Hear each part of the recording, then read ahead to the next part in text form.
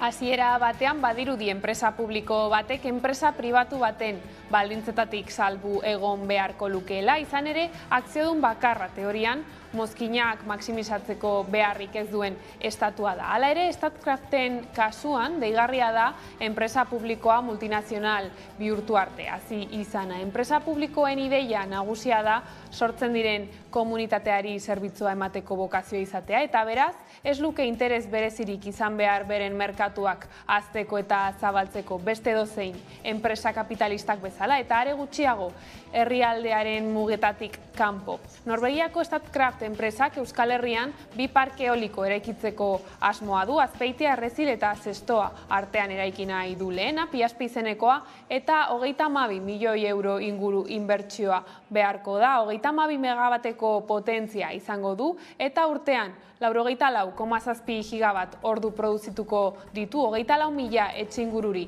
energia emateko gaitasuna izango du. Bigarren parkea Arabaren, Bizkaiaren eta Gipuzkoaren arteko mugan eraiki nahi dute, eta itxaraz izena izango du. Piazpe baino potentzia handiagoa izango du, 52,8 megabat. Urtean 143,8 gigabat ordu sortuko ditu parke horrek, eta 44.000 etxe inguru hornitu. 60 milioi euro inguruko inbertsioa beharko du. Arratsaldeon, Piazpek ez duenez gaindituko 50 megabateko potentzia, Eusko Jaurlaritzako ekonomiaren garapen jasangarritasun eta ingurumen sailean tramitatu beharko du enpresak, baina besteak potentzia hori gaindituko duenez, Espainiako Industria Ministerioan egin beharko du tramitazio administratiboa. 2026 urtean dute asmoa eraikitzen hasteko, eta 2027an martxan jartzeko. Hala, Araba, Bizkaia eta Gipuzkoan 5 parke eoliko daude egun martxan, beste 14 parke eraikitzeko baimenak daude erregistratuta. Nafarroan berriz 50 parke eoliko baino gehiago daude. Herritarrain batek ez dute ontzat jo Azpeitian parke eoliko bat eraikitzeko proiektua, eta hasiak dira haren aurka antolatzen. Irailaren 21ean batzardireki bat egingo dute, halaxe heldu dio gaiari gurean Mikel Otero EH Bilduko legebiltzarkideak. Bertako edo inguruko pertsonak, herritarrak, komunitate energetikoen bitartez aukera izango luketela, nolabait ere, prozesu horretan parte hartzeko, proiektuetan jabegoaren zati bat izateko, eta ondorioz bertatik ekoitziko litzateken balizko elektrizitatea, kostu prezioatik gertu jasotzeko, ezta?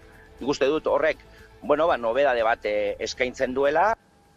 Euskal Autonomia Erkidegoko eta Nafarroako Kontseilu Ekonomiko eta Sozialari bilera eskatu dio LAB sindikatuak. Horretarako idazki bana erregistratu dute sindikatuko ordezkariek, Bilbon eta Iruñean. Horrez gain, krisieko sozialari aurre egiteko, aberastasuna banatzeko eta eredu sozioekonomiko berri bat abiatzeko neurriak ere aurkeztu ditu sindikatuak. Igor Arroyo koordinatzaile orokorra izan da goiz honetan Bilboko agerraldian, entzun. Batetik, eredu ekonomiko eta sozialan transizio bat ireki beharra dago, bizitza erdigunean izango duen eredu bateranzko transizio ekosozialista eta feminista garatu beharra dago, non etekinak ez diren izango lehentasuna izango dutenak, baizik eta herritarren eskubideak eta herritar guztien bizitza duina. Eta beste alde batetik, dagoen ondasuna denon artean banatu beharra dago. Banaketa politikak ezarri behar dira, enplegua, lana eta ondasuna banatu beharra dago. Eta ekonomiarekin lotuta, Nafarroak 5.216 milioi euroko gastu muga izango du 2023an, aurten baino 9% gehiago. Era berean, Elma Sainz, Nafarroako Gobernuko Ekonomia eta Ogasun Kontseilariak aurreratu du Europako funtsetatik 245 milioi euro jasoko dituztela. Berebiziko garrantzia duten aurrekontuen lehen mugarria den gastu zabaiaren aurkezpena egin du gaur goizean Elma Sainz, Nafarroako Ekonomia eta Ogasun Kontseilariak berak. Hauteskunde urtea izan da, eta egungo egoera ekonomikoak bultzatuta gobernuak bere historiako aurrekonturik altuena aurkeztu du gaur. Gauzak horrela, hasiera eman diote Nafarroan aurtengo aurrekontuen prestaketa eta negoziazioari. Sainzek azpimarratu du talde guztiekin hitz egitea aurreikusten dutela. Presupuesto expansivo, un presupuesto que sea capaz de afrontar los complicados retos que están encima de la mesa y capaz también de afrontar las dificultades que pudieran surgir si éstas se producen. La actitud del Gobierno siempre ha sido la misma, cada uno de los ejercicios, es la mano tendida para pues lograr acuerdos tan importantes como pueden ser estas cuentas públicas a la ciudadanía. Eta kultura arlora salto bart jaso du Donostia saria Juliette Binoche aktore frantziarra kursalean, ura izan da bart gaueko ekitaldiko protagonista nagusia Isabel Koixeten eskuetatik jaso du saria Eneko Sagardoik aurkezturiko ekitaldian. Zinemaldiko antolatzaileek maiatzean iragarri zuten aktorea izango zela aurtengo Donostia sarietako bat jasoko zutenetako bat. Ekitaldiaren aurretik atzo goizean prentsaurreko bat eman zuen eta bere ibilbide luzeaz jardu zuena. Nil berri den Jean-Luc Godard zuzendariari buruz ere hitz egin zuen hark paper bat eman zion 1985 urtean eta azaldu zuen orduan ikasi zuela zuzendariak ez diola beti laguntzen aktoreari. Era berean esan zuen ez duela sekula izan rol interesgarriak lortzeko arazorik, baina horretarako garrantzitsua dela aukeratzen jakitea.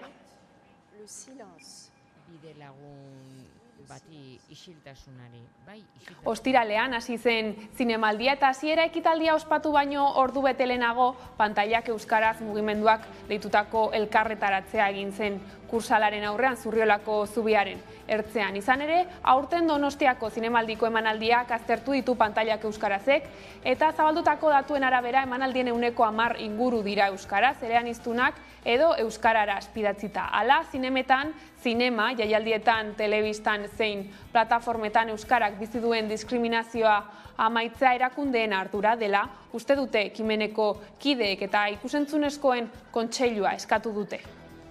Euskal zinemaren eta euskal ikusentzunezkoen legeak hau izango dira hizkuntza eskakizunak eta hizkuntzak ezarriko dizkietenak zinematia bezalako ekitaldiei. Eta bestalde batetik, gaur egungo panorama orokorra ikusita, ikusten duguna da, behingoz, beharrezko daukagula euskal ikusentzunezkoen kontseilua. Alde batetik lege horiek betearazteko, eta beste alde batetik, hizkuntza eskubideak zaindu egingo dituenak, eta zaindu bermatu eta betearazi egingo dituen euskal ikusentzunezkoen kontseilua. Eoliken bueltako azkenekin ireki dugu albistegia eta eguneko lerroburuak aipatuta bueltan gatoz energia berriztagarriez hitz egiteko. Aitor Urresti Euskal Herriko Unibertsitateko energia berriztagarrien graduko irakaslearekin egin dugu konexioa goizean eta honek halaxe heldu die ingurumen inpaktua izpide eztabaidaren gakoei. Zalantzan daguna da zenolako modeloa edo zenolako ereduarekin egiten den transizioa. Eta ez da bardina egitea instalazio handi batzuetan, bereziki enpresa handi eta atzerriko enpresen eskuetan dagona horrela egitea edo gizartearen parte hartzean egitea, oinarritzea instalazio txikiekin eta kontsumotik gertu daudeneko instalazioekin. Orduan hortze dago nolabait lehenengo gakoa. Bestaldetik gero eta gutxiago gelditzen da ekotopaketak hasteko. Hilaren 30-etik urriaren 2 bitartean egingo dira Portugaleten eta egitarau zabalarekin aldaketak egiteko tresna berrien beharraz gogoeta egingo dute. Gogoratu izena emateko epea irekita dagoela. Krisi sistemiko batean sartzen hasita gaudela eta planetaren mugak gertu daudela ikusita aldaketa bila dator ekotopaketak. Bizi dugun krisi ekosoziala erdigunean jarriz eta Euskal Herrian aldaketa bultzatzeko modu ez hausnartzeko jardunaldiak antolatu dituzte hilaren 30 hasi eta urriaren 2 bitartean Portugaleten. Gertatzen ari dena hitz egin beharra dagoela iritzita. Egiten duguna alda krisi ekologikoa gerarazteko egin dezakegun guztia.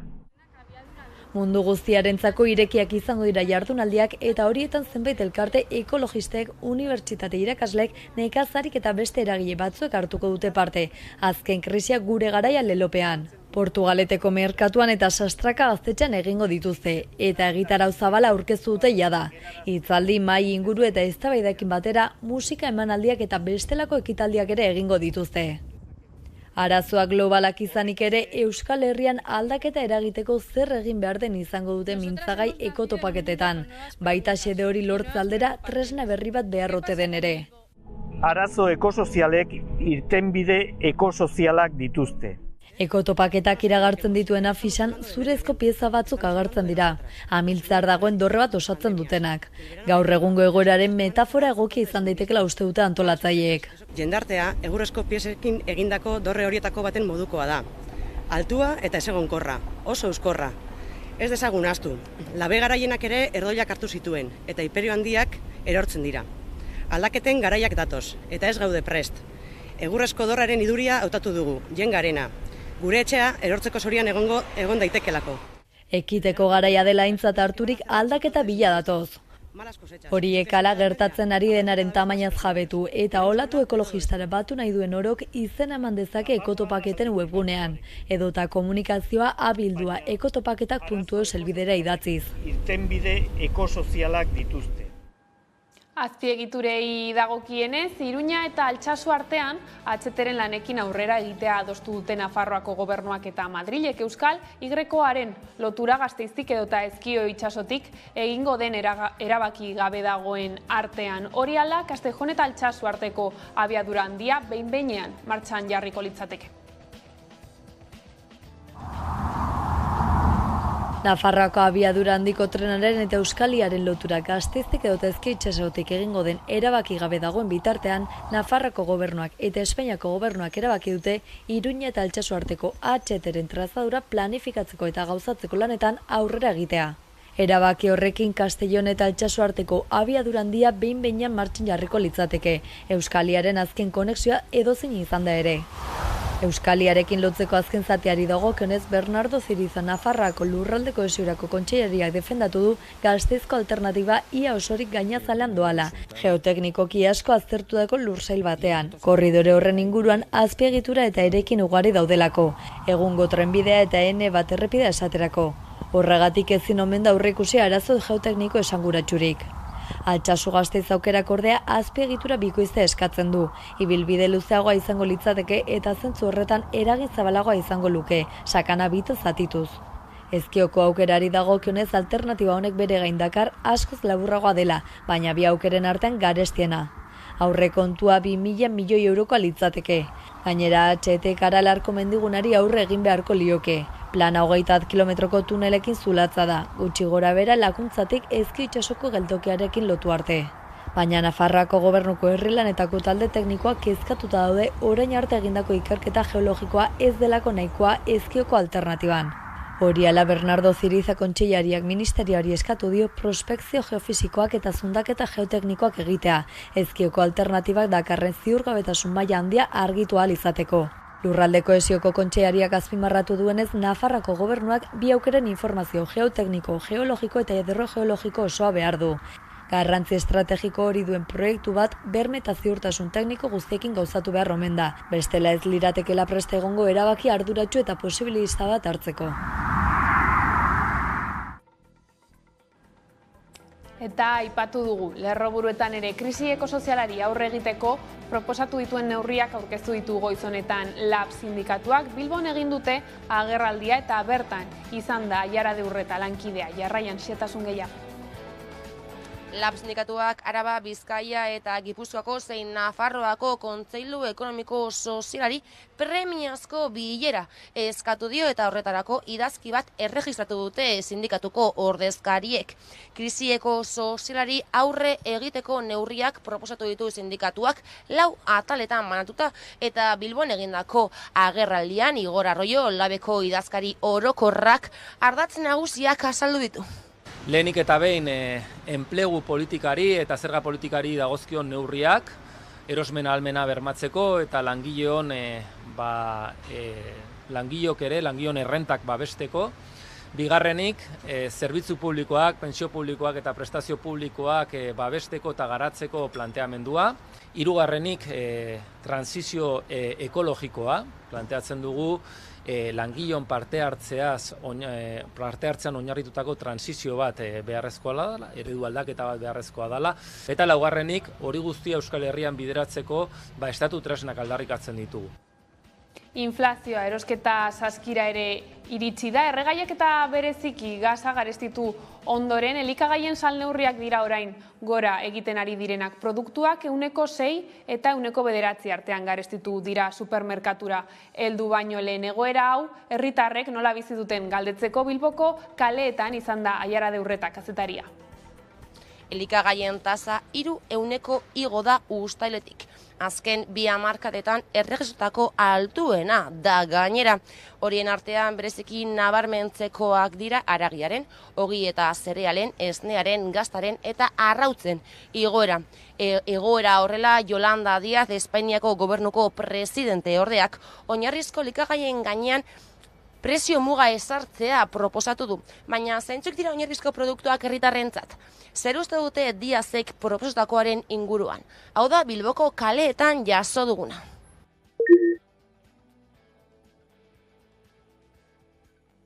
Zirina, en plan... Barazkia, fruta... produktuak, arroza olakoak, en plan basikoak, no sé. Nire ustez adibidez ogia, esnea, arrautzak, patatak, eta horiek esango nituzke. Esnekiak eta behar bada fruta eta berdurak eta bai, hori izango ziren oinarrizkoak. Eta behar bada okel apur bat. Frutak, ezin beste zenbarko dira. Madariak, bai, zerezak, bai melokotoiak, baina frutak nik uste oinarrizkoak direla. Gero bai, komplementatzeko, gero legumbreak eta barazkiak. Baina, eta baita be, legatzak eta danala. Produktuen inguran, da bilera asko igotzen, eta ni nabaritu dut. Edo nor nabaritu du, soaz erosketa egitera, eta lehen ez dakit, agian €1 gastatzen zenituen konprandi batzutan, eta orain gastatzen duzu, ez dakit bikoitza, ez dakit agian asko da bikoitza, baina gastatzen duzu pilo bat. Ondo egongo lirateke, baina hori gobernuak erabaki behar du, inflazioa dela eta guztia igo egiten ari da. Ez bakarrik elikagaiak eta oinarrizko produktuak guztia. Bankoak eta horrela momentuz igo egiten dituzte interesak eta horrela hipoteka bat hartzeko eta.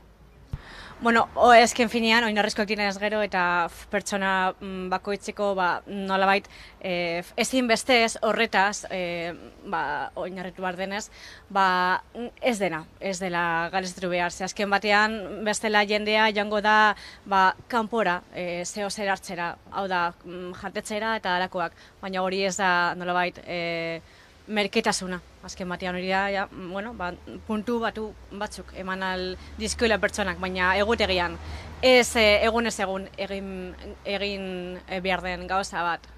Ondo, printzipioz ondo ikusten dut, ez dakit posible dan edo ez, baina ondo, ederto ikusten dut.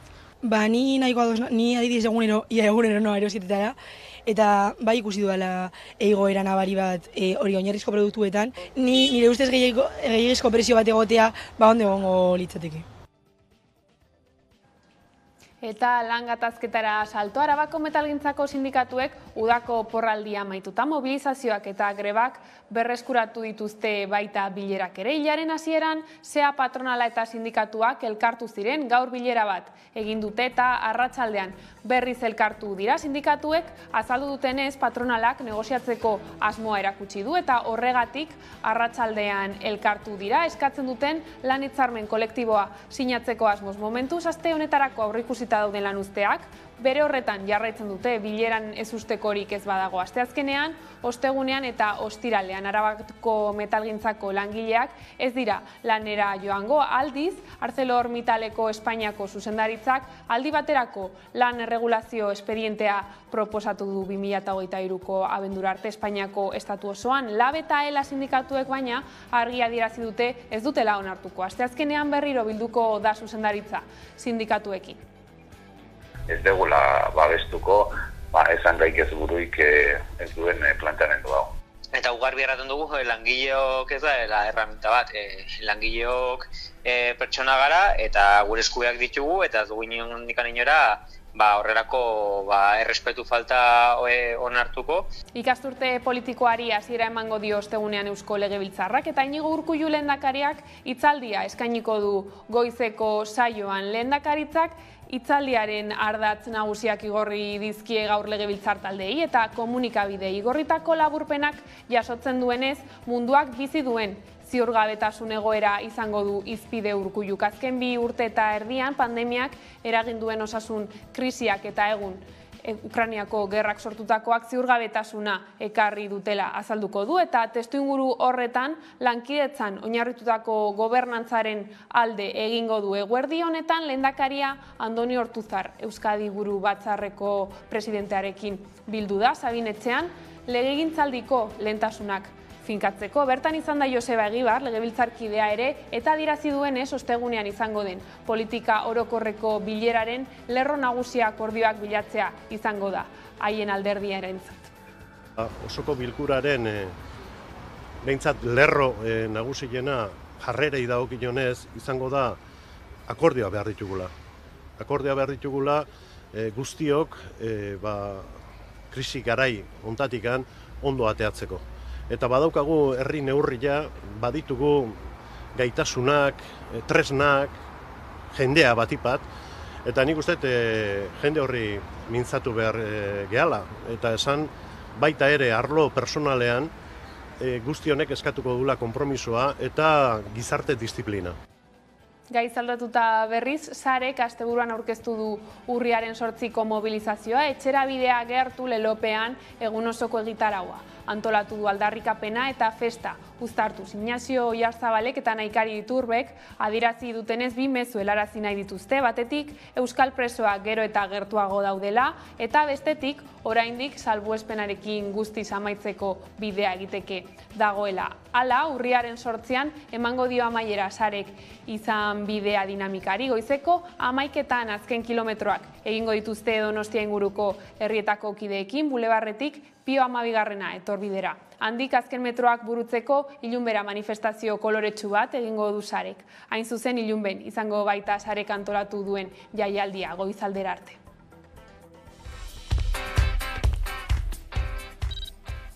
Maiketan emango diogu hasiera egunari eta Donostia inguruetako herrietako kideekin egingo ditugu azken kilometroak. Bulebarretik Pio 12ra. Kolorezko 4 zutabe osatuko ditugu, bulebarrean batzen garen kideen artean. Azken kilometro horiek batera egin asmoz.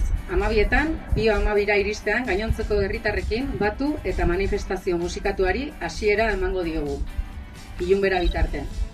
Ilunben, irakurketa nagusia egin eta jaialdiari hasiera emango diogu goizaldera arte luzatuko dena. Ilunben, barnealdean kontzertuen eskaintza 3:30 aurrera hasiko da, Maialen Lujanbio, Amets Arzaius eta Inaute Lorrieta izango direlarik jaialdiari hasiera emango diotenak. Beste hainbat artista eta talderen ikuskizuna ere gozatu ahal izango dugu. Belako, Roten Amairu, Esnebeltza, Sutagar, Zea Maiz, Lier, Sua, Doktor Deseo, Josu eta Gari Ertzainak, Dupla, Andonio Jokiegi, Trikidantz. Jaialdirako sarrerak oraindik ere eskuragarri dituzue sare.eus web orrialdean. Eta bertaratzeko ere eta itzultzeko autobusak izango dira bai Araba, Bizkaia, Gipuzkoan eta Nafarroan. Eta kulturan zinemaldia martxan dela aipatu dugu lehenago ere, bart jaso du Donostia saria Juliette Binoche aktore frantziarrak kursalean. Jaun Andreok, Donostia saria Juliette Binochentzat da. Je peux m'approcher? Bien sûr.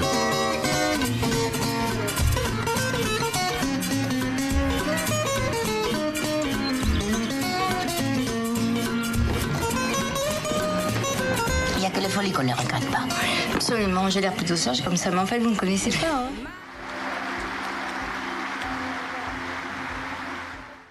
Un fidèle compagnon de route, le silence. Bide lagun bati isiltasunari, bai isiltasuna. Isiltasuna presentzia bada eta hartualdi baten aurretik, antzestu aurretik isiltasuna da nik dudan indarra. Nik indar horretatik ateratzen ditut emozioak eta sentiberatasuna. Emozioak. eta borondaterik gabe agertzen da, baina isiltasunik gabe ez dago hitzik. Isiltasunik gabe ez dago espiriturik.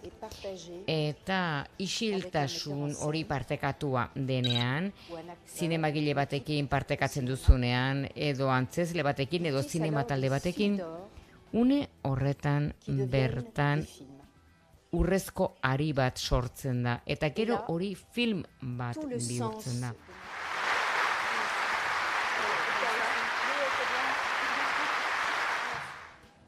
Eta asteburuan jaso direnekin jarraikin Nafarroara goaz, han oroimen historikoa lantzen doaz urratsez urrats. Eta atzo Maravillas Lambertoren bere aita eta familiaren omenez, Peio Iraizoz eskultoreak egindako monolitoa inauguratu zuten Deierrin. Larragako loretxoa eta bere aita erail zituzten herrian, Ibirikun egin zen ekitaldia, hain zuzen ere, Sandra Urra.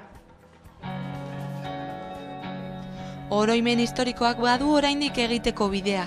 Izan ere asko dira 36an fusilatutakoak, eta horien artean badaude herriak bereziki ongi gogoratzen eta barkatzen ez dituenak. Maravillas Lamberto Larragako loretxo 14 urterekin bortxatutako eta erailako neska bada horren eredu. Bere aita Vicente Lamberto azken unera arte defendatu nahian, beste batzuekin batera Deierriko Ibiriku herrian erail zituzten.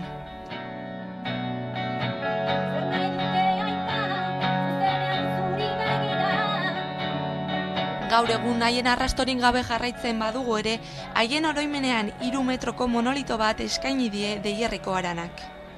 Ekitaldian Deierriko herritarrak, udaleko kideak eta Ana Oio Nafarroako gobernuko herritarrekiko harremanetarako kontseilariak parte hartu dute.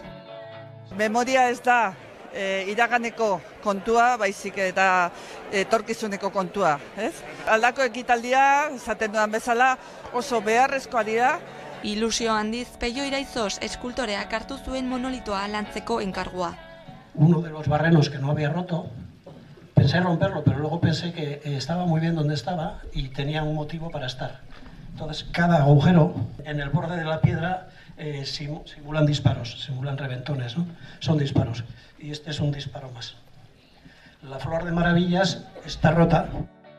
Aurrezkoa Eneko Olazko zen bertsoak, Berri Txarrak taldearen Maravillas abestiaren bertsoa dantzaz lagunduta, era guztietako keinuak ez dira falta izan Ibirikun ospatutako ekitaldi hunkigarrian. Los muertos nunca mueren si los recordamos. Y supongo que todos nosotros lo recordaremos hasta que nos muramos. Maravillas, Florifica de Larraga, Amapola del Camino, te seguiré donde vayas. Ez eta Fermin Valentziaren ahots bereizgarria. De flores republicanas. Euri asko egin du ordutik Maravillas eta bere aita hil zituztenetik, eta haiei eskainitako abestiak egon badira ere, orain arte ez da haien oroimenezko monolito bat enkargatzeko ardura hartu duen erakunderik egon. Eta horrela iritsi gara albistegiaren bukaerara, gaurkoan Kainakairen tira kantu berriarekin utziko zaituztegu, gustatuko zaizuelakoan, besterik ez gure aldetik hauek izan dira arratsaldeak gurean gaur utzi dituenak guztiak eta gehiago nahi duzuen aldiro 11.eu satarian, gero arte. Kiribilka jauzia, zuloan berantzea pampin bat bezala utxia, ari batetik zintzilik bizia. Bizitzako iparra, aurkitu ezina, bihotzeko naia, guztiz desegina, hasi da ez natean barne bazapia, nahiko izan duzen datu nahi du zauria, ez dago argirik zuloan, soilik zaude zuloan, baina lurra jo eta ez natzerakoan. Utzi ateratzen, azke piztia, ez